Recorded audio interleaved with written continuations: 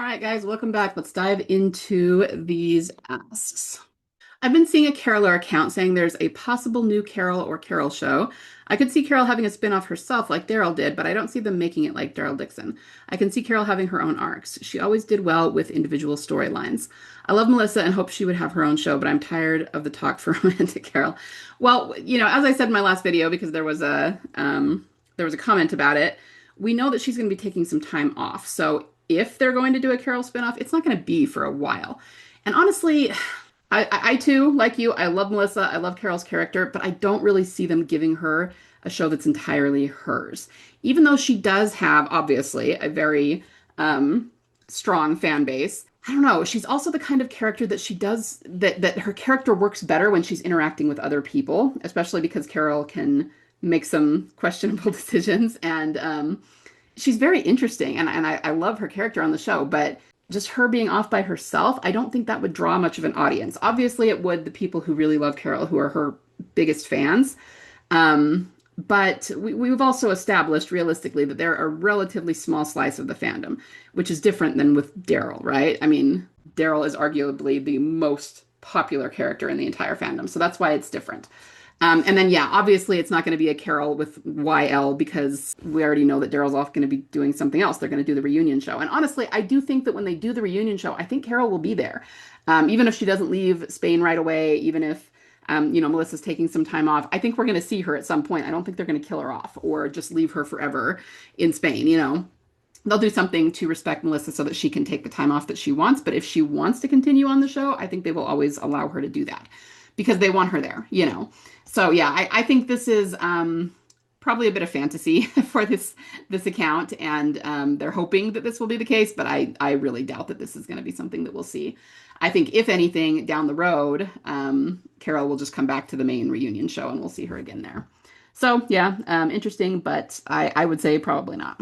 All right, next one. Just because I thought you would also find this amusing, I came across a new to me anti-Bethyler argument in the comment section of a YouTube short for the We Should Burn It Down scene tonight. Someone actually said with their whole chest that the reason Bethyl couldn't happen was because Carl had a crush on Beth, ergo Daryl wouldn't like her because that's a bro code violation. Like, dude, what on earth? Yeah, same. I guess we really got to pack it in now because an extremely young Carl made heart eyes at our girl once. Yeah, they come up with the most ridiculous things, don't they? And this is especially funny because it was a joke. I mean, not for Carl. He did have a crush on Beth, but I mean, both Beth and Herschel laughed about it. So it wasn't anything that was ever serious. It was meant to be, like you said, a young boy who had a crush on a pretty girl that was, a handful of years older than him, which is very common, right? But the bro code violation only applies if somebody is really in a serious relationship, which clearly not. So, yeah, that that makes me laugh too. And yeah, it's okay though, because it keeps us extremely entertained. So thank you for sharing that. All right, the writer 87. Okay, so more interesting news about this whole secret filming in France situation. Cool. Though I guess that not secret since France was already established as a Dead City location. Yeah, but still, they haven't told us, okay, we're filming in France now. So it's like semi-secret, right? Anyway, Emily said on the Jams in the Van live that next Tuesday will be her last one for a while because she's filming a movie. And then she also has the convention in France. Of course, my Team Delusional antennas immediately went up. Sure, she absolutely could be filming a random movie, but with all the speculation surrounding France and Beth lately, the timing just feels way too perfect. It doesn't feel random to me at all. It honestly sounds more like it could be connected to Dead City instead. We are getting close, guys. I agree. And I mean, just depending on how much she ends up being in Dead City, she may have done all the filming for, this season of Dead City already, but, so that doesn't mean that, anyway, either way, doesn't really mean anything. So I agree. I guess I'm trying to say, even if she is filming some of the random movie, that doesn't mean that she's not going to be around a lot for the Dead City stuff because she's in the season. She's going to be promoting it. That she's going to, be talking about it at the convention. And yeah, chances are the quote unquote movie is just a cover for filming more for the TWDU. So 100%, I agree. Thank you, writer 87. Did you see the new image for Dead City that Collider exclusively linked with Maggie giving Lucille to Negan? Okay, so here is the article. That first one is just Maggie and Negan. Here we go. Really, really interesting. And I'm very interested to see what's going on here. So we know from just the synopsis that we're going to see the two of them finally team up in a big way, be actual allies rather than, we'll help each other where we can, but secretly hate each other, which is kind of what it's been so far. Not so secretly hate each other, right? So I don't know. I feel like this is going to be really important. Even putting Beth aside, which we don't actually want because we know she's in this season, so obviously she's involved in all of this. But okay, sorry, that other page was giving me trouble because there was too many ads on it. But at least you guys saw the picture. Anyway, I think this is going to be really important for Maggie and obviously Maggie and Negan's arcs, but what I mean is it's important to understand that the Maggie Negan story began when Glenn was killed, right? And it has not stopped since then. This is a continuation of that, and I feel like, I mean, we don't know if there's going to be more seasons of Dead City, but this could be the culmination of that arc of them together, or it could be ongoing, but it's going to be a really important one way or the other. So to see them finally come together suggests that maybe Maggie has finally reached a point of forgiveness for Negan, which is obviously really, really important. And, in the way that we always have said that Daryl needs to reach a certain, mindset and do a certain amount of healing before he's, quote unquote, worthy for the good stuff to come to him, which is the return of Beth. I mean, you could argue that for Maggie too, that she needed to get to a point of forgiveness and moving past what happened with Negan and Glenn. Which doesn't mean forgetting it or doesn't mean saying it's okay or anything like that, but just for herself to get to the point where she's not living in this dark energy anymore. And so I think that's what we're going to be seeing this season. And that could be why Beth is coming back in this season too, even if it's just in an AU or whatever it ends up being. I think that's really important. That's not a coincidence.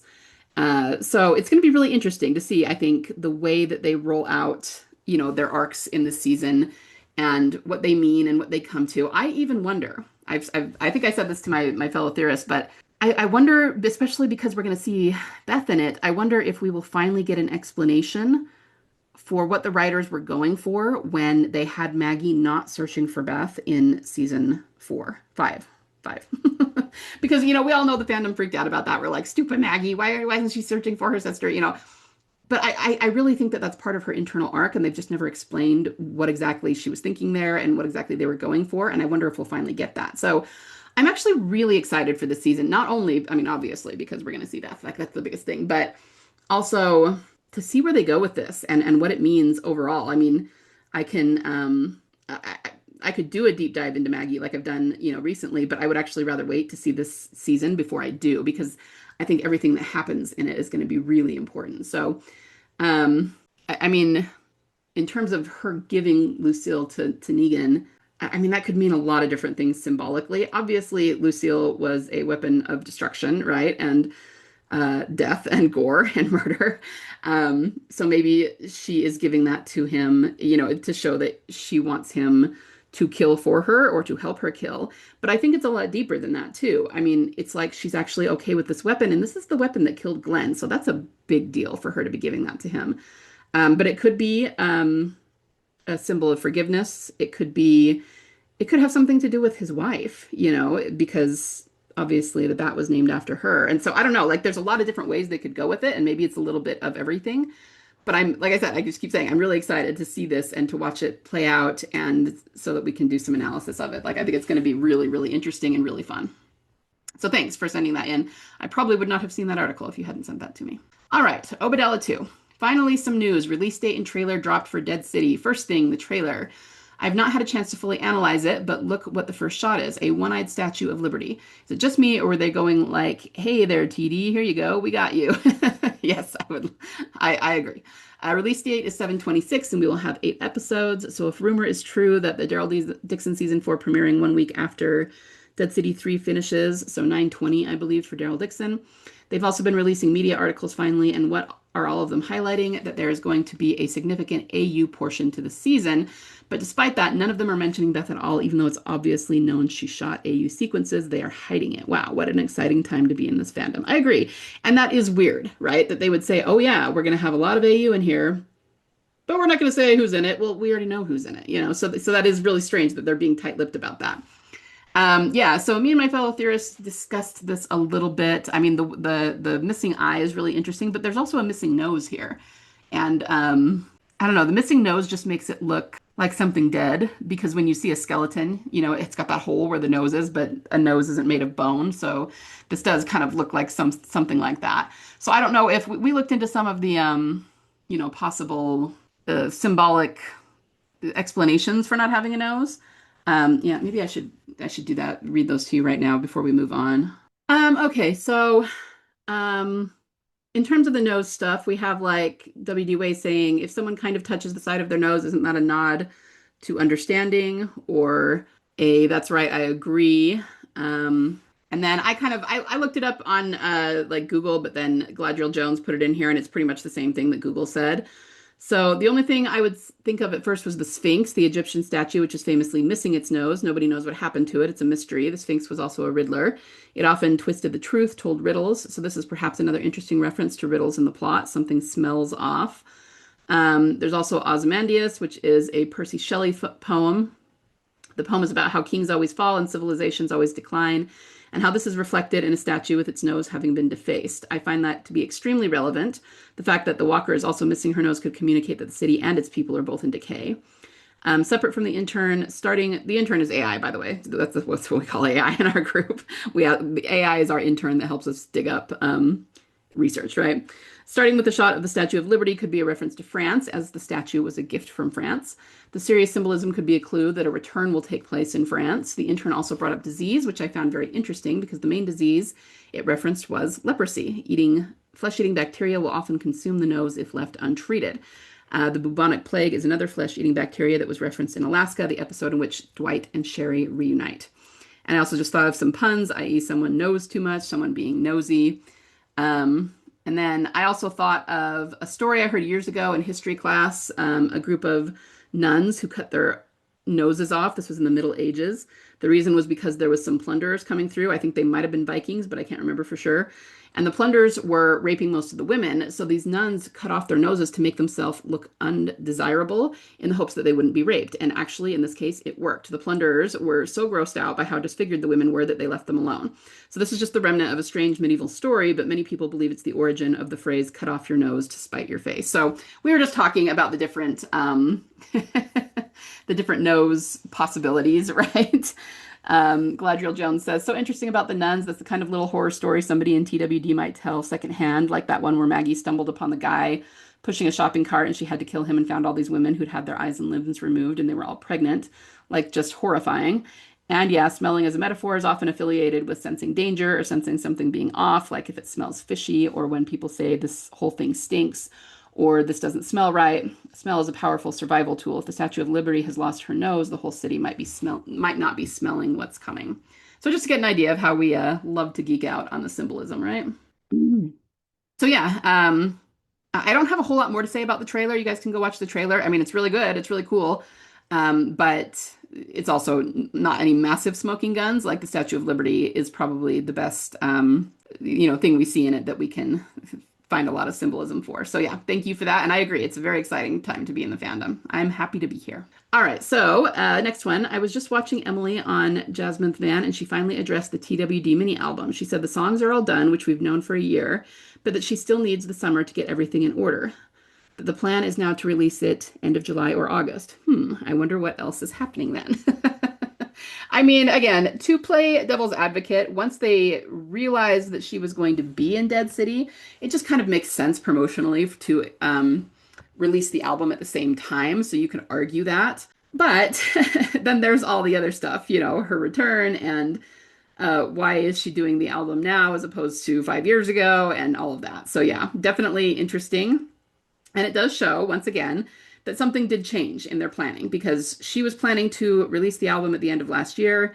And it was right around that time that they said, oh, by the way, Daryl Dixon is ending and Dead City might be ending and we might be going back to a reunion show. So it was like they somehow got green-lighted to go from just doing the spinoffs to going back to, maybe a show that they're all going to be in. And I do think that has to do with, the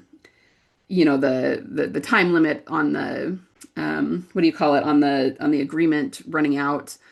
so that they can get their intellectual property back to get it back on their app. And it's just all the business stuff. It's all the monetary stuff. And so I think once they probably had to get absolute confirmation on that before they moved forward.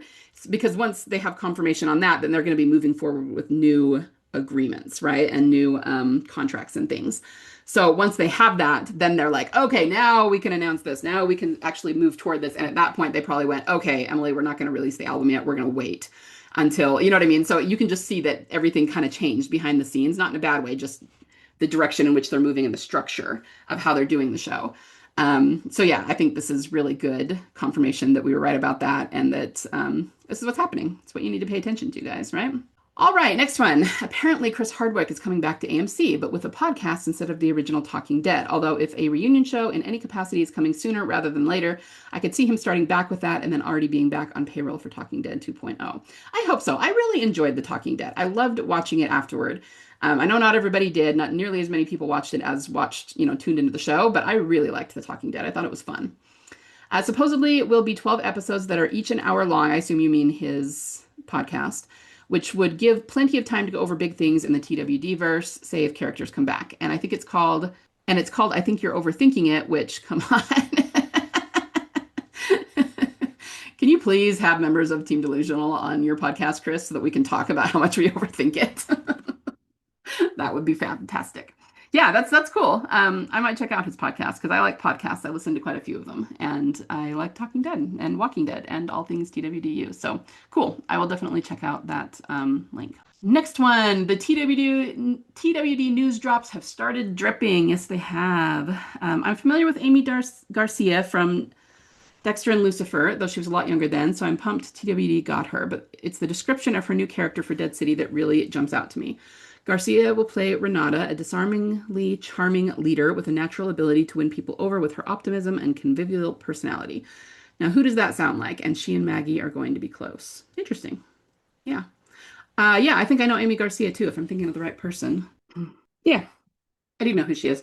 I had to look her up and make sure I was thinking of the right actress. But yeah, I really like her, and I think she'll be a great addition to the show. So yeah, it would be interesting if like you're suggesting here, if she's a Beth stand-in of some kind. And maybe if she reminds Maggie of Beth, maybe that will help bring on the AU if she's just thinking a lot about Beth and thinking that this woman is a lot like Beth was. So yeah, that'll be fun to see what they do with that. So thank you for sharing that. Atrium Regina Blue, how are you? Hi, I really enjoyed the last set of in-depth analysis videos. So especially the Beth Tyrese theory, where does Noah fit into it? He's beside Beth when she's shot, and then he's near Tyrese when he's bitten.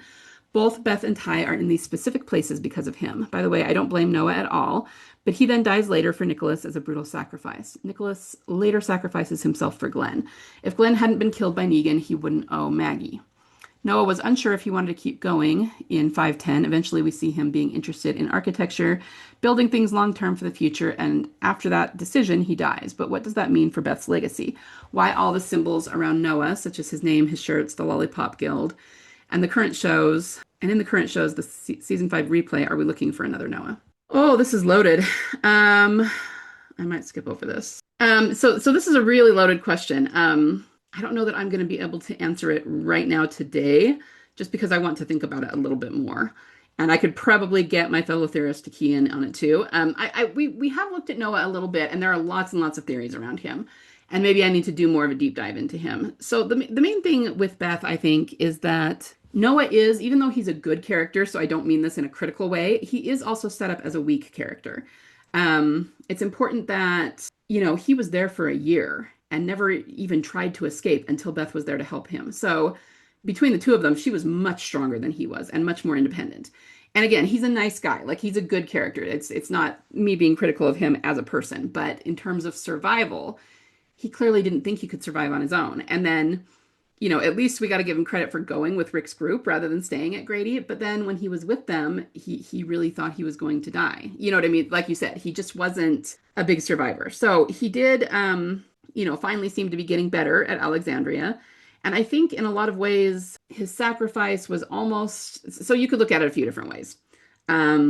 Maybe because he had been so weak and he had relied on so many other people, his sacrifice was kind of making up for that. But you could also read it as he was always going to die because he didn't think he was very strong, you know.